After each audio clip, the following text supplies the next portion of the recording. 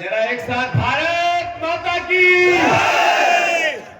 जो पीछे तक वो दादा हमारा गरीब आदमी जो पीछे हाथ जोड़ के यूं खड़ा है, हाँ वही जो हिलिया, भारत माता की। ये मंच के आधे लोग बोले भारत माता की। आदरणीय, मैं अनुरोध कर रहा हूँ कार्य थोड़ी देर बंद करना, मेरे को 7-8 मिनट आपसे चाहिए। मैं आप सबका स्वागत करता हूँ। करीब 40 से ज्यादा टेम्परेचर में गर्मी में आप लोग इतनी बड़ी तादाद में सुबह से खड़े हैं, इसका मतलब है कि यातना अद्भुत है, अकल्पनीय है, संघर्ष भी अद्भुत और अकल्पनीय है। यहाँ एसडीएम साहब है या नहीं है? एसडीएम साहब है या नहीं है? एसपी साहब है या नहीं है? अगर नहीं है आप मत बोलो, वो उधर पुलिस विभाग के लोग हैं। आप कलेक्टर और एसपी आ जाए तो हम तरीके से अपनी बात सम्मान से विपक्ष की भूमिका निभा के आपको कहना चाहते हैं, हमारी समस्या सुनाना चाहते हैं। हम जनता के नौकर हैं बिना तनख्वाह के, और कलेक्टर एसपी तनख्वाह वाले नौकर, इसलिए उनको जनता की बात सुननी पड़ेगी। सही है कि गलत? तो इसलिए मेरा आग्रह है कि उनको बुलाया। अगर वो नहीं आएंगे तो कमलेश्वर भैया का आदेश हो गया, चलना है कि नहीं चलना कलेक्टर? बात इतनी है कि आज से हरीश जी 10 साल पहले मोदी जी ने एक नारा दिया था देश के सामने, सबका साथ सबका विकास। याद है आप लोगों को? ये पत्रकार बंधु जितने हैं उनको याद है सबका साथ। इन्होंने जैसे ही ये कहा सबका साथ सबका विकास, तो अडानी जी की संपत्ति थी 44,000 करोड़ रुपया। कितनी थी? 44,000 करोड़। अडानी जी की 10 साल पहले संपत्ति थी 44,000 करोड़ रुपया, और आज कितनी है? 9 लाख करोड़ रुपया। पूरी दुनिया में तीसरे नंबर के संपत्ति हो गई उनकी, और देश में पहले नंबर की, दूसरे नंबर की। सबका साथ सबका विकास। अडानी जी जो 100 गुना संपत्ति कर ली। फिर हमारे उनके 10 नाम में पहले लेना चाहता हूं। रोशनी नडार तीसरे नंबर की देश की सबसे अरबपति व्यक्ति होगी। दिलीप संघवी, अजीत प्रेम जी, कुमार मंगलम, पूरावाला, नीरज बजाज, ये इनकी 2 गुना 4 गुना 5 गुना 10 गुना संपत्ति नहीं बनी, 1000 गुना संपत्ति नहीं बढ़ी। 1 लाख 1.5 लाख 2 लाख 3 लाख 4 लाख गुना संपत्ति बढ़ गई। सबका साथ। अब दादा आपका क्या नाम है? इधर आओ, इधर आओ। क्या नाम है आपका? इधर आओ, यहाँ जाओ। चलो आप दूसरे आओ, ये साफे वाले भैया यहाँ से जगह बनाओ, आप भी उतरो, यहाँ जगह बनाओ। ये लो माइक। सबका साथ सबका विकास। क्या नाम है आपका? पकड़ो, ये पकड़ो। क्या नाम है? क्या करते हो? क्या करते हो? उधर बताओ क्या करते हो? सूप, टोकरी और बांस, मतलब बांस की टोकरी बनाते हो। आप भी यही करते हो? कितने साल से कर रहे हो? जब से हमारा उम्र हो गया सर। कितने 10 साल 5 साल? जितना उम्र है 20 साल। 20 साल से कर रहे हैं। चलो दोनों जने बैठ जाओ। ये सबका साथ सबका विकास। ये 10 साल पहले भी टोकरी बनाते थे, आज भी टोकरी बनाते हैं। क्या करते हैं? चलो आ जाओ, दोनों बैठो, जाओ। हाँ क्या बता? कोई रोजगार नहीं है साहब। उधर गरीब आदमी हम लोग अपना रोजी रोजगार कर रहे हैं, बिजनेस में, इसी में अपने बाल बच्चों को पालन कर रहे हैं। समझ गया? मतलब 1 मिनट। मैं अनुरोध कर रहा था कि दूसरे अम्मा जी इधर आओ। अम्मा जी क्या कह रहे थे आप? इधर आओ, इधर आओ, इधर आओ। ये सबका साथ सबका विकास नरेंद्र मोदी जी को वीडियो पहुंचाना है। क्या नाम है आपका? देवी। क्या तकलीफ है आपको? हमारा बच्चा मर गया। काय से मर गया? कोल्ड स्टोर में 25 साल तक काम करता था, कैसे मर गया? 25 तारीख की। 25 तारीख? हाँ 25 तारीख की घटना हो गया। हम लोग को बताया नहीं, नेहरू ले जाके गेट पर बिक दिया। हम लोग 11 बजे पता पाए तो गए से हमन को कोई सुनाई नहीं है। नहीं है सुनाई। पुलिस ने क्या बोला? पुलिस वाले मार मार हमन के जबरे पोस्टमार्टम करके गतनी पहुंचा दिया। मतलब बेटा मर गया, पुलिस ने आपको डंडे मारे, ये खेल है। हाँ पहुंचा दिया। ये उसी की लगी है। हाँ बैठ जा। सबका साथ सबका विकास। हाँ एक मिनट बैठो तो सही। अब मैं थोड़ी बात बता दूं, ये जाएगी मोदी जी को पहुंचाएंगे। बैठो।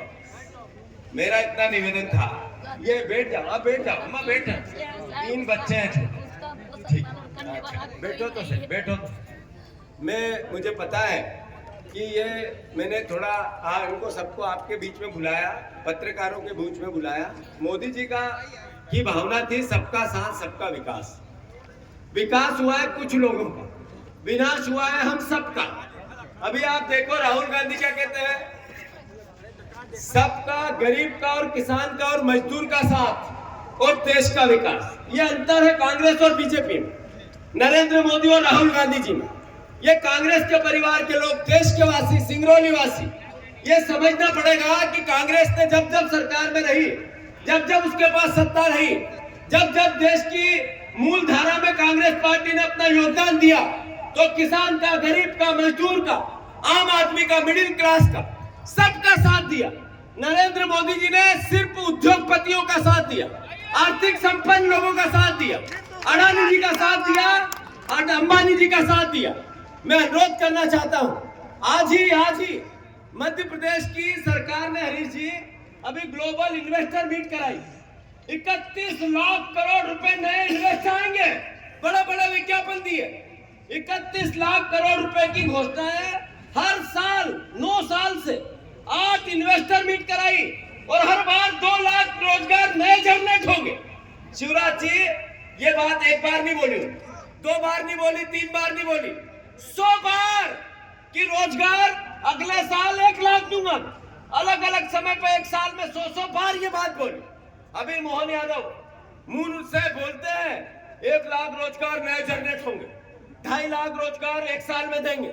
अभी 2 दिन से भाषण हुए, देश के सेंसेक्स आए, देश के बेरोजगारी, मध्य प्रदेश सबसे बड़ा बेरोजगार प्रदेश बना। 31 लाख नए बेरोजगार रजिस्टर्ड हुए। ये हालात है इस उद्योग नीति के। एक नियम है, किसान की, गरीब की जमीन लेंगे तो उसको, बेटे को रोजगार देंगे। यहाँ कितने की जमीन गई, हाथ ऊंचा करो जरा, कितने, नीचे करो, कितने के बच्चों को रोजगार मिला, हाथ ऊंचा करो। क्या है नीति? है 75% स्थानीय स्तर पर बच्चों को रोजगार देंगे। इसमें सिंगरौली के कितने बच्चों को काम मिला, जरा हाथ ऊंचा करो। क्या हुआ उस नीति का? क्या हुआ उस मीट में? उद्योगपतियों के लिए सफेद चादर बिछा दी, सोने की प्लेट लाए, 10-10 हजार का खाना खिलाया। आपने हमारे खून पसीने की कमाई को मध्य प्रदेश के लिए कर्ज लेके आपने उद्योगपतियों के लिए पूरी मध्य प्रदेश की सरकार बिछा दी और रोजगार है नहीं, गरीबी बढ़ रही है। हमारी विस्थापन किसानों का, अरे धरती माँ है क्या?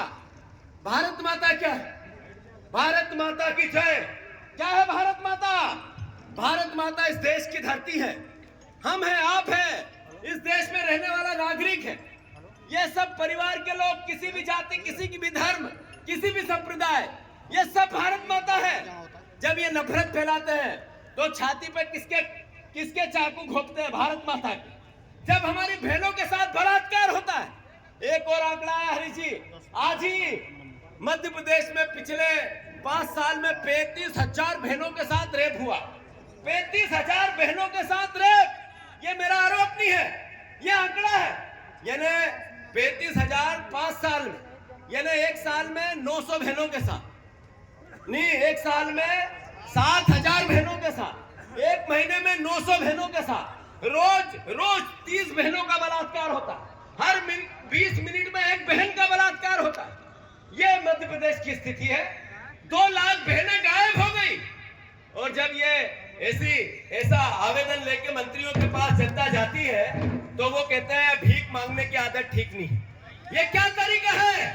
मध्य प्रदेश की सरकार का एक मंत्री आवेदन करते हुए कहता है कि तुम भिखारी हो, मध्य प्रदेश की जनता भिखारी है। आपने लाडली बहना को 1200 देंगे, 3000 देंगे, वोट लिए। किसान को कहा सोयाबीन के दाम देंगे, वोट लिया। आपने कहा 3100 धान के दाम देंगे, वोट लिया। 2700 गेहूं के दाम देंगे, वोट लिया। और जब वो आवेदन करने वापस आता है तो आप कहते हो आप भिखारी हो। कैसा प्रदेश? ये अभी मैं पत्रकारों को देख रहा था, थोड़ी सी अव्यवस्था हुई, नाराज हो गए, जाने लगे। अरे पत्रकार बंधुओं, मैं आपसे पूछना चाहता हूं, आप लोकतंत्र का चौथा स्तंभ हो। आप जितनी शिद्दत और मेहनत से लोकतंत्र की रक्षा करते हो, हम भी नहीं कर पाते। आपका हमसे ज्यादा सम्मान है, पर आपके भाई को एक तो भोपाल में अभी मारा, आपने कैमरे रख दिए रोड पे, आपने कलम रख दी घर में, आप आंदोलन करने लगे, आप थाने में चले गए, कलेक्टर के पास गए, एसपी के पास गए, मंत्री के पास गए, बीजेपी के प्रवक्ताओं के पास गए। पत्रकार की ताकत है कलम। आप क्यों गए? आपने लिखा क्यों नहीं? आपने इनको तिरस्कार क्यों नहीं किया? इस बीजेपी को डराया क्यों नहीं? ये काम हमारा है, आंदोलन हम करेंगे, लाठी हम खाएंगे, जेल हम जाएंगे, पर पत्रकार की ताकत होती है कलम, पत्रकार की ताकत होती है लेखनी। आपने हमें तो समझा दिया कि अव्यवस्था होगी तो चले जाएंगे। अरे विपक्ष की ताकत तो पत्रकार है, अखबार है, मीडिया है। आप हमें साथ नहीं दोगे तो हम जनता की लड़ाई कैसे लड़ेंगे? अरे आज ही जब कमलेश्वर भैया बात कर रहे थे एक कलेक्टर की, उसको नसीहत दे रहे थे, मैं कलेक्टर से पूछना चाहता हूं कि मध्य प्रदेश में सबसे ज्यादा डीएमआर का फंड सिंगरौली में है, सिंगरौली में है। कहाँ जाता है? कहाँ जाता है वो फंड? डीएमआर फंड, अरे जो खनिज की रॉयल्टी से बचा हुआ फंड जो जिले के विकास के लिए होता है, सही है गलत? सबसे ज्यादा सिंगरौली में। जो कारण है कि 12 साल से हमारी रोड नहीं बनी। क्या कारण है कि यहाँ पर विकास सिंगरौली का नहीं हुआ? क्या कारण है कि सबसे ज्यादा गरीबी सिंगरौली में है? क्या कारण है कि स्वास्थ्य सेवाएं सबसे खराब स्थिति में यहाँ है? जो शिक्षा की व्यवस्था नहीं है। अरे आपने कैसा प्रदेश बनाया? इसके खिलाफ आपने क्यों नहीं लिखा पत्रकारों? क्यों नहीं लिखा मेरे मीडिया के साथियों? मैं पूछना चाहता हूँ, 70 से 80 करोड़ ऋषि, ये सारे हमारे नेतागण, इन्होंने सांसद को दे दिया, सांसद को, स्थानीय सांसद को कैसे 80 करोड़ रुपए दे सकता है कलेक्टर? किस नियम में दिया? क्या? और उसका हिसाब भी नहीं दिया। 80 करोड़ का क्या किया पता नहीं है। कोई पत्रकार ने पूछा है सवाल? क्यों नहीं पूछा? क्यों नहीं पूछा आपने कि 70 करोड़ से 80 करोड़ रुपया अलग अलग विभाग को खरीदी के लिए दे दिया? क्या खरीदा? सामान पता ही नहीं किसी को क्या खरीदा। क्या स्वास्थ्य विभाग की इक्विपमेंट खरीदे? क्या शिक्षा विभाग के खरीदे? क्या लोगों को रोजगार के खरीदे? क्या विस्थापितों के भलाई के लिए कुछ किया? नहीं किया। फिर इसका सवाल कौन करेगा? कौन करेगा? नगर निगम आयुक्त, यहाँ नगर निगम आयुक्त है, अभी इतना भ्रष्टाचार के पार्षद, उसके खिलाफ सत्ता और विपक्ष दोनों है या नहीं है? फिर उसकी आवाज कौन उठाएगा? कौन उठाएगा इसकी आवाज? मैं अनुरोध करना चाहता हूं साथियों, मैं बहुत जिम्मेदारी से आप कहना चाहता हूं, हरीश जी आपसे इजाजत के साथ, सभी कांग्रेस के नेता भाइयों सुनो, अगर आपके मुंह में जबान नहीं आई, कांग्रेसियत नहीं आएगी, संघर्ष करने की क्षमता नहीं आएगी, तो इस भारतीय जनता पार्टी को हटाने में हम अक्षम रहेंगे। अगर सक्षम होना है तो लड़ना सीखो, जेल जाना सीखो, लाठी खाना सीखो, संघर्ष करना सीखो। मैं अनुरोध करना चाहता हूँ, यहाँ का एसपी आएगा तो वो अडानी अंबानी और उद्योगपतियों का बाजा बजाएगा। यहाँ का एसपी आएगा तो वो सत्ताधारी नेताओं की भी डपली बजाएगा, क्योंकि 10 करोड़ रुपए रिश्वत दे के आता है। याद है आपको? यहाँ की बोली है, बोली। यहाँ सिंगरौली में एसपी को आना है तो 10 करोड़ रुपए पहले जमा कराना है। अगर डीएम को आना है तो 15 करोड़ रुपए वहां जमा कराना है। अगर टीआई को आना है तो 5 करोड़ रुपए में थाना मिलेगा। अगर पटवारी को आना है तो उसकी भी बोली 50 लाख है। तहसीलदार को आना है तो 1 करोड़ रुपए पहले ठप से भ्रष्टाचारियों की जेब में डालना है। ये इसलिए विस्थापितों की बात नहीं होती, इसलिए किसान की, गरीब की, युवा की, जिसकी मदद चाहिए सरकार और विभाग से जनता को, वो नहीं हो पाती है। मैं अनुरोध करना चाहता हूं, 5000 एकड़ जमीन का यहाँ अधिग्रहण लगभग हुआ है, 4 से 5000 एकड़, छोटा रकबा नहीं होता है। 5000 एकड़ जमीन का अगर अधिग्रहण हुआ, 12 साल से यहाँ रोड नहीं बनी, रेल लाइन में जो जमीन गई उसका मुआवजा नहीं मिला, और जो बेचारे जमीन के मालिक थे, जो भगवान थे हमारे किसान, उन पर यातनाएं होती है, और हम नहीं बात करेंगे तो कौन करेगा। मैं आपसे अनुरोध करना चाहता हूं, मैं आपसे आग्रह करना चाहता हूं कि हमारा दायित्व है, कांग्रेस का दायित्व है कि हम जनता की लड़ाई लड़ें। मध्य प्रदेश सरकार एक एक्ट लेके आई, जो राहुल गांधी जी ने भूमि अधिग्रहण अधिनियम लाए थे, वो आपकी लड़ाई तो थी।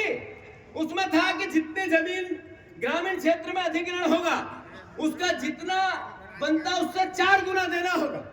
एक को नहीं मिला। अगर कांग्रेस की 10 साल से सरकार नहीं बनी, आपने सांसद नहीं बनाया, सिंगरौली की जनता ने नहीं बनाया, ये 5000 एकड़ जिनकी जमीन गई, उन साथियों ने नहीं बनाया, तो नुकसान किसका किया? खुद का, आपका। आपने हमारे विधायक नहीं बनाए, आपने हमारे विधायक नहीं बनाए, आपने कांग्रेस के विधायक सिंगरौली के परिवार के लोग नहीं बनाए। तो लगातार आपके बच्चों को जो रोजगार मिलना था, लड़े कौन आपकी लड़ाई? जो जमीन आपकी गई वो आपके बेटों को रोजगार देना था, अब वो नहीं हुआ। स्थानीय स्तर पर 75% बेटे बेटियों को रोजगार देना था, नहीं हुआ, तो आपने विधायक बीजेपी के बना दिए, सरकार उनकी बन गई। लड़े कौन? अगर लड़ाई के लिए आप विपक्ष नहीं दोगे, लड़ाई के लिए आप विपक्ष को ताकत नहीं दोगे, मैं सिंगरौली की जनता से खूब हाथ जोड़कर प्रार्थना करना चाहता हूं। आपको बदलाव लाना पड़ेगा, कार्यकर्ताओं से, नेताओं से अनुरोध करना चाहता हूं, आपको एकजुट होना पड़ेगा। खूब हुआ स्वागत, खूब हुआ सत्कार।